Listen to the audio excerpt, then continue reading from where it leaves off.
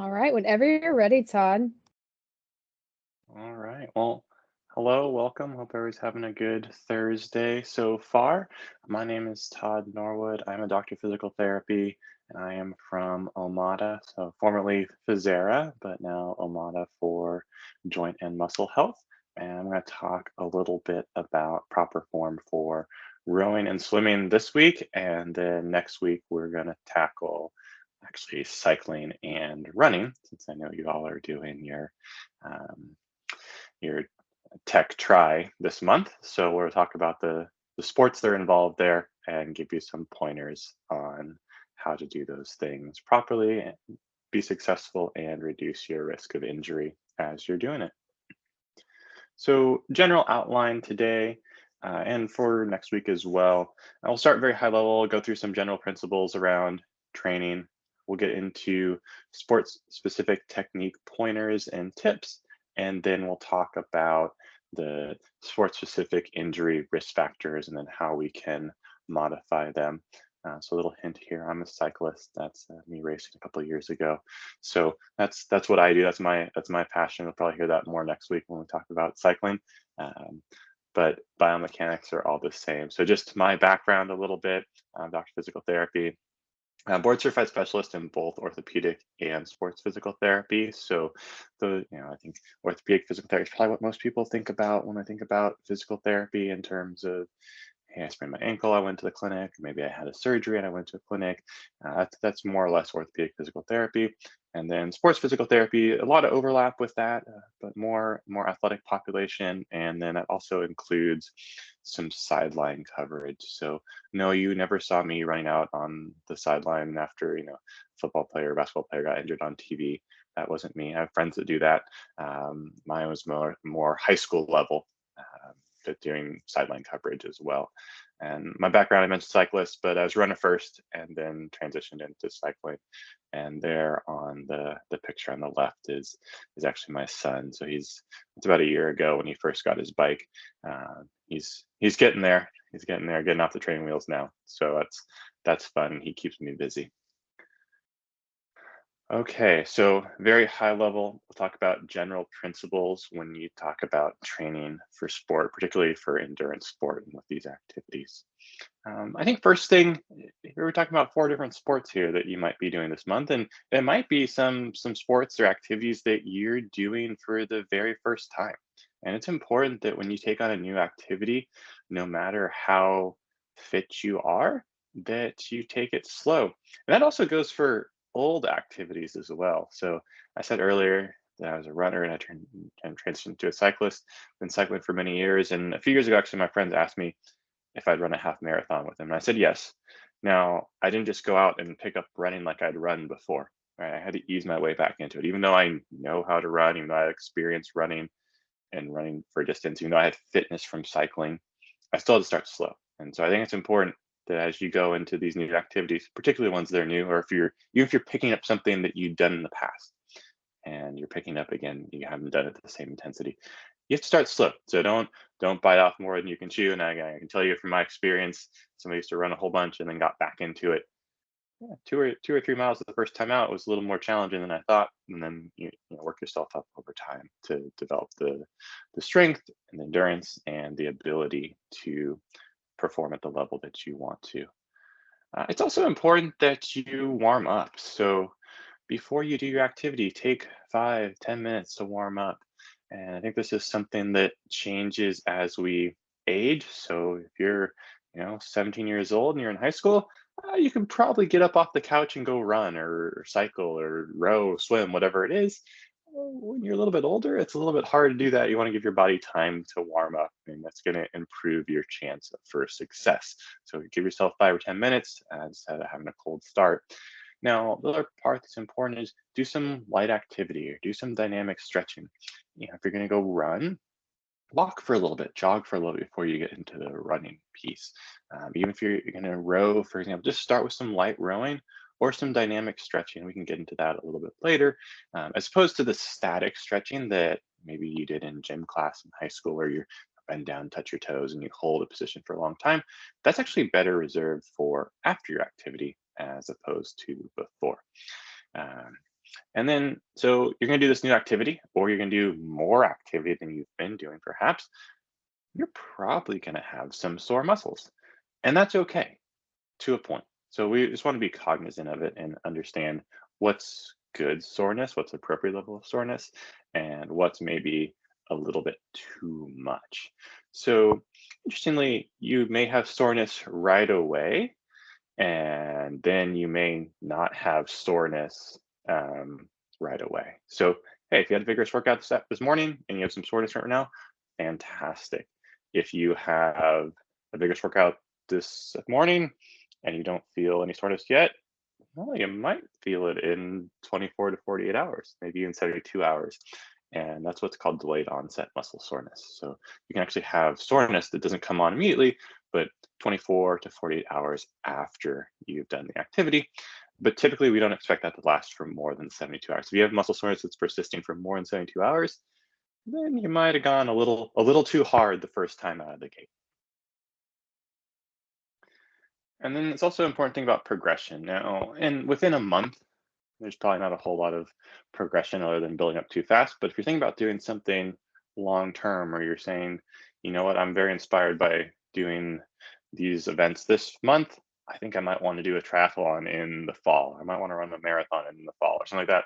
Then some of these training progression tips are going to be more important for you.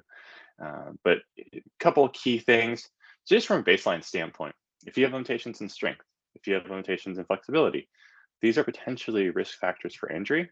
However, they're also modifiable risk factors. We can work on your strength, we can work on your flexibility, and we can help you reduce your risk for injury. And that's where a PT like myself and my colleagues here at Omada can step in and help you modify those risk factors and address any pain that might come up along the way.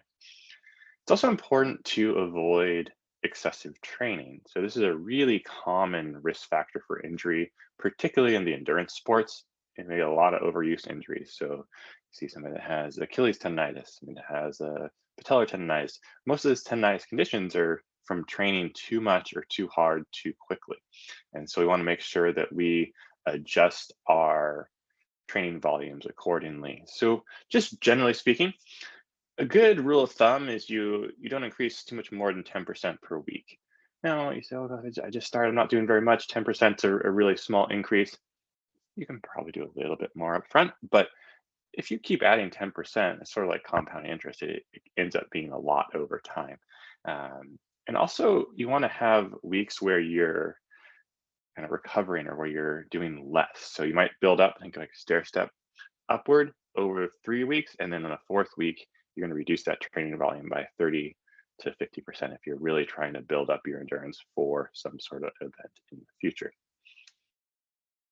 So now we get into rowing. I have some foundational things. Those foundational things that apply across all sports. But what about rowing? What specifically about rowing? And one of the reasons I want to start with rowing is that technique is so important in rowing, and injuries are fairly prevalent in rowing, even in experienced rowers. So first thing here, so overuse injuries are the predominant risk factor for rowing injuries. So you're doing too high a volume, but it's related to the volume and the technique. Those are the two pieces of the puzzle. Um, Now, the other piece of the puzzle is what's commonly injured: the knees, because we're driving, that's where our force is coming from. And the lower back is a common place for injury, particularly that's where the technique becomes very important. I'm going to dig a little bit deeper into that to make sure that we're clear on what appropriate and good technique looks like for rowing. So here you look at this one study, it shows 8 out of 10 collegiate rowers are experiencing low back pain. Now, they're experienced, right? They should have good technique if they're rowing at the collegiate level, but they're also rowing a lot, right? They're rowing 15, 18 hours a week in some cases, probably. But to understand that even athletes that are at a high level can have flexibility limitations, strength imbalances, or just they're training too much, and that can lead to a risk of injury. So, rowing, I think it's important to understand, is not an upper body exercise in and of itself. Rowing's like many other sports. So, if you've ever played tennis, golf, baseball, softball, the force in rowing is generated by the legs and it's delivered through the hands and the arms. So if you think about hitting a tennis ball, if you're really going to have a powerful serve, if you're really going to deliver and throw a baseball with velocity, that comes from the legs. That force is generated from the legs, from the ground up. It's transmitted through the trunk and ultimately into the hand where the ball is either released or the racket is swung. But it's not generated in the arm or the shoulder by itself. So the same is true of rowing. We have to really drive with our legs and transmit that force into either the erg or the oar if you're out on a boat. It's also not supposed to be a back exercise per se. The back is transmitting the force. The back is sort of the connection between the legs and the upper body to transmit the force. So if you look at the image below, you see, so initially you're very compact, right? Called the catch. You're very compact there. And the drive is really, it's really about the legs extending. If you look at that image, the upper body and the torso, that alignment doesn't really change very much. It's really that the legs or the knees are extending, straightening out, just like you're standing up from a squat almost. And so as you move past that drive phase, you come to the finish, you're using that momentum, you continue, you're pulling back with the arms just a little bit. And there's a little bit of a lean back here. And that's a lot of times where in this sort of between 1 and 3, where you'll see people put themselves at risk for injuring the low back. So a lot of times you see a lot of bending of the back. Really, the back should stay pretty straight. You might pivot a little bit over your hips, but that's about it. You're not going to have your bend. It's not like you're doing a sit up. You're not curling a lot.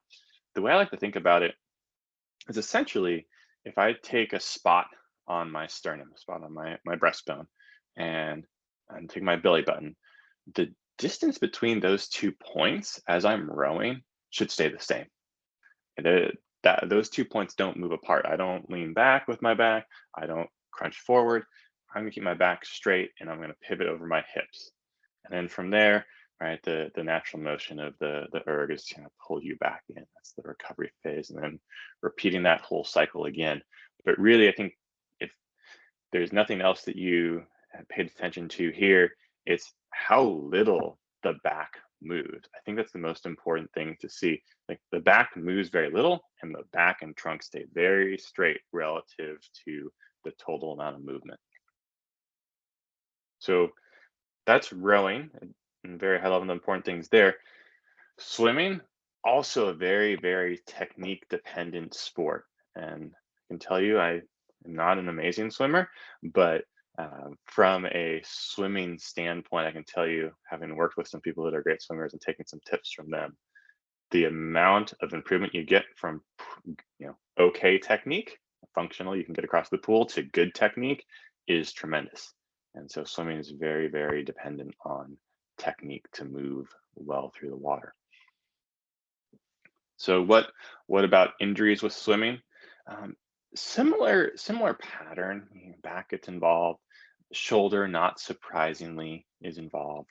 It's one of the most common areas injured in swimmers, and then and the neck, right? Because as we're swimming, we have to turn and breathe.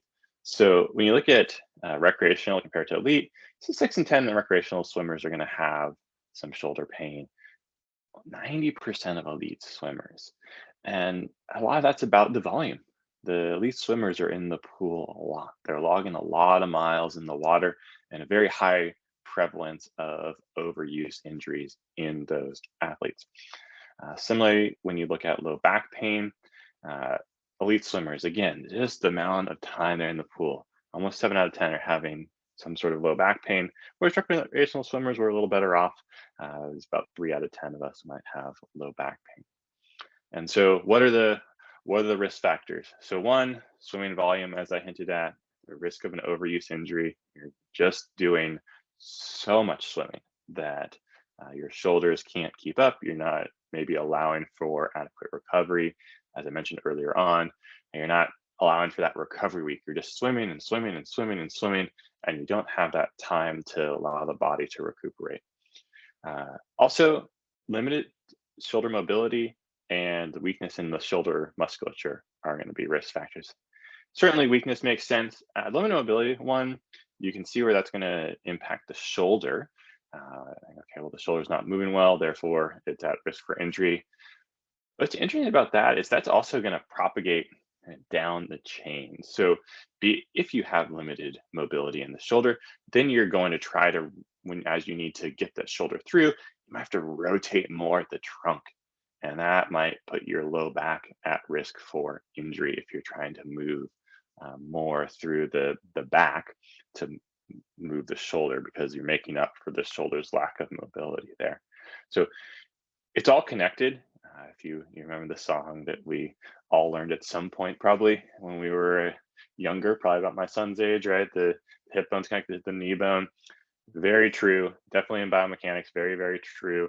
You can have one thing that seems distant, right? A shoulder being stiff, that seems unrelated to low back pain. But then when you put it in the context of a particular sport, actually the shoulder being stiff may end up being a risk factor for low back because we compensate as humans to get through the water, right? I'm going to swim that lap, and so I figure it out.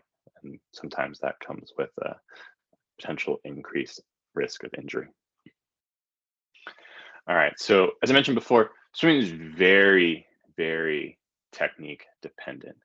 And so we do know that if we have proper technique, we're going to be less likely to become injured. But what are the key factors in that technique? So I mentioned the rotational ability. So as you're swimming, you actually want your body to turn in the water. You don't want to be like a board where you're flat and just moving through the water. You actually do want to turn because as your trunk turns, that allows the shoulder to move more freely. You need to have adequate shoulder range of motion, and so you can modify the strokes, right? So if you have limited shoulder range of motion, a butterfly is probably not going to be the best stroke for you to choose, right? That requires tremendous shoulder range of motion to do the butterfly. Well, the breaststroke you might be better off in some cases. You also need to have sufficient strength in the stabilizing musculature of the shoulder. So, in particular, we're talking about the rotator cuff there, but also some of the muscles around the shoulder blade or the scapula, because we want to have the scapula positioned in the right position on the trunk to allow the shoulder to um, be optimally positioned to produce force with the large muscles like your lats and your triceps, for example, as you're swimming. But that ability to rotate the trunk and not be stiff becomes a very important piece of the swimming technique. So that's just the high level on those sports. Just want to quick explain how myself, my colleagues here at Omada for Joint and Muscle Health might be able to help you as you're working through these things. So you may recognize the Fizera logo. That was our prior logo. We swapped it over to this new Omada for Joint and Muscle Health logo and branding at the beginning of the year.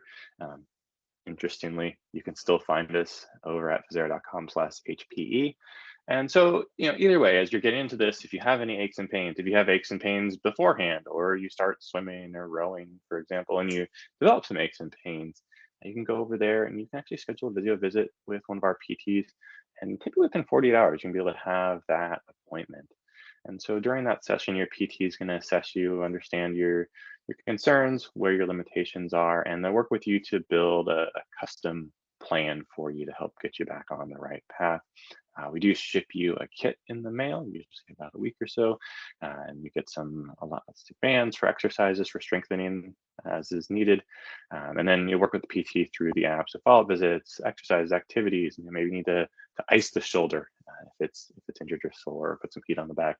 All those things we have in the app, and then the ideal outcome is that we get you feeling better pretty quick and get you back out there so that you can continue to log your miles or your hours towards your objectives. So with that, I want to make sure that I left some time here at the end for Q&A to either go back and review anything that you might have questions about, or any specific questions y'all have about swimming or rowing for today.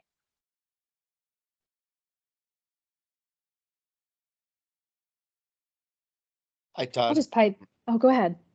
Shane Heath here. On the rowing form, One of the things that early on I've always done was at the very end of the pull, when you get your arms engaged, pinch your blades between your shoulders. Is that still recommended? And at what point would you engage that? Would that be before your arm pulls, or during the pull, or after? Yeah, let me just come back up to that slide here. So you're talking here. So with that, so yes, I think you want to have your shoulder blades and muscles around the shoulder blades engaged. Because what you don't want to have happening is, if you can imagine your shoulder blades on your trunk, you don't want them to be sliding around the trunk and like kind of around and back. So that's the action the shoulder blades have. They sort of go around the rib cage a little bit, not too much, but just a little bit.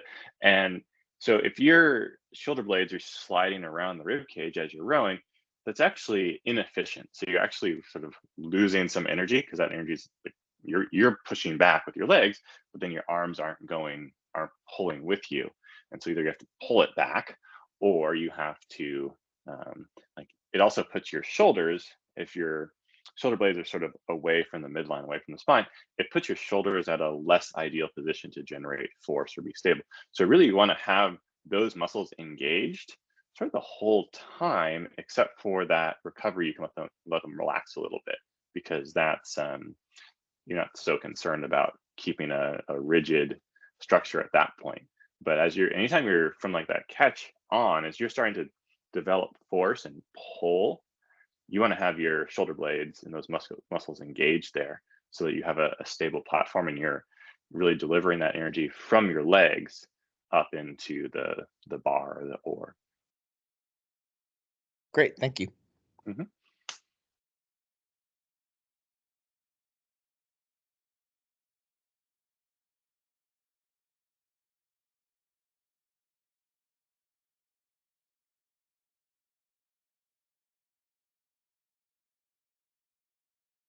I was just going to hop in and re-emphasize. Brooke and I talked about this, as we're on the rowing portion.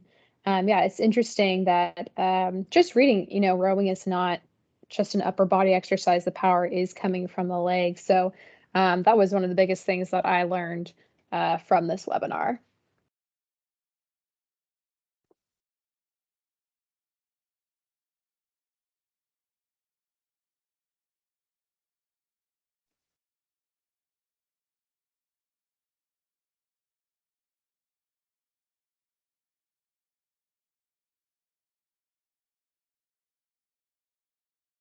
Well, thank you, Todd. Does anybody have any other questions? Oh, I just see one from Laura. How long does it take to recover from shoulder injuries? Well, I'm going to give you a PT answer, because I'm a PT. It depends on the nature of the injury. So if you have, say, a tendon type injury, those things, depending, again, it's all going to depend on the severity of the tendon injury. Those things are typically on the order of 6 to 8 weeks.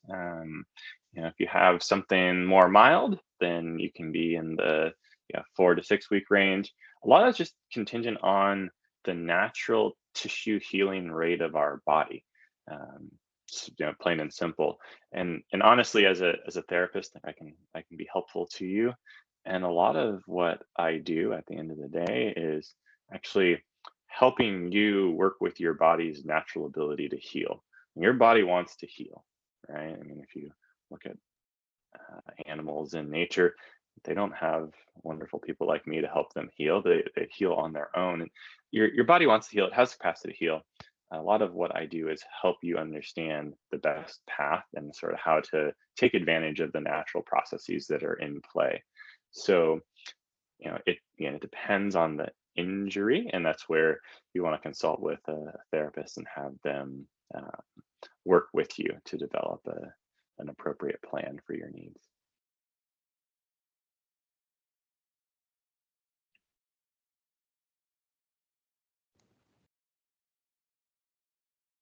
We have another question. I am 7.5 months post-op rotator cuff tendon repair. Tear was 3 by 4 centimeters squared. Following followed by frozen shoulder. Swam 500 yards for tech try. Form was bad. If I do this 7 more times, will I hurt myself? No increased pain after the swim. I mean that's hard for me to say just on those data points alone. I mean, it seems like if you didn't have pain, that's usually a good indication. I'll say that much. But like I'd probably want to like actually have a deeper conversation with you and understand your limitations, your strength, and all that before I tell you, yep, go do it, or no, don't go do that. Um, but I think the fact you did it, you didn't have pain is a good indication that you're likely to have success.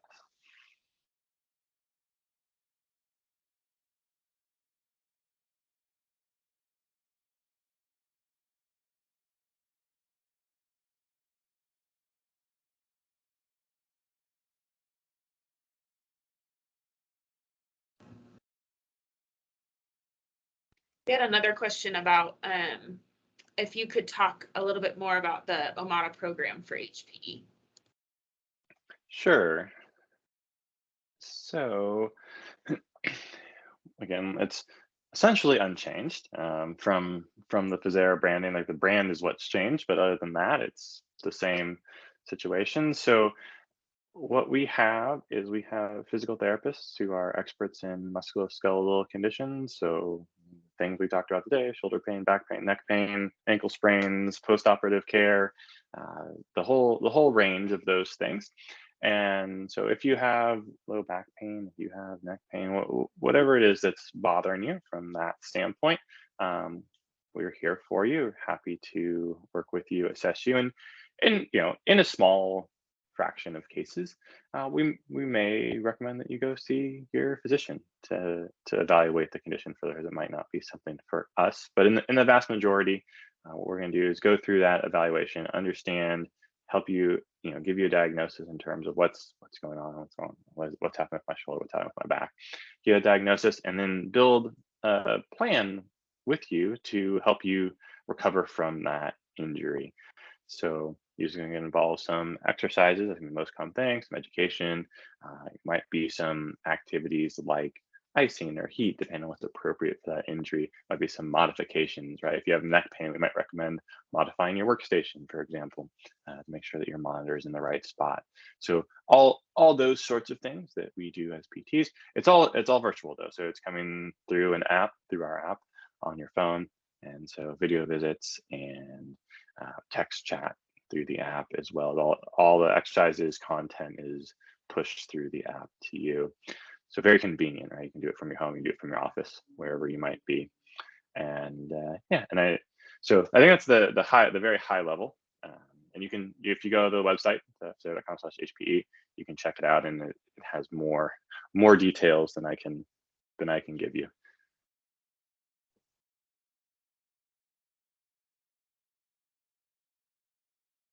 Thanks, Todd. I think this might be the one last question. Would you recommend surgery for a rotator cuff or physical therapy? Well, it depends. It depends on the tear. It depends on the size of the tear and the limitation. Honestly, from a physical therapy standpoint, what I will tell you is, from a physical therapy standpoint, it's that's not a one-way street. Right? Once you have surgery, you're sort of committed to a path. Whereas with physical therapy, we can have you do it. We can have you start, and you can assess, well, did you get better or not? And then if not, maybe surgery is the right path. If you did, great. You don't need to go see the surgeon. Obviously, I'm biased being a physical therapist, but my recommendation would be, again, depend on your level limitation.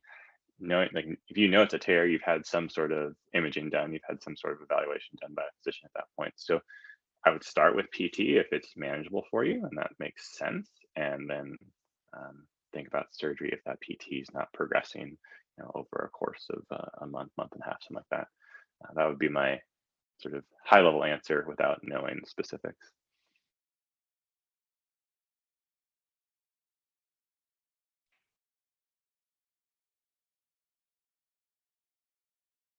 All right, I think that's all of our questions. It is now 1:30. Todd, thank you so much for this presentation. This has been great.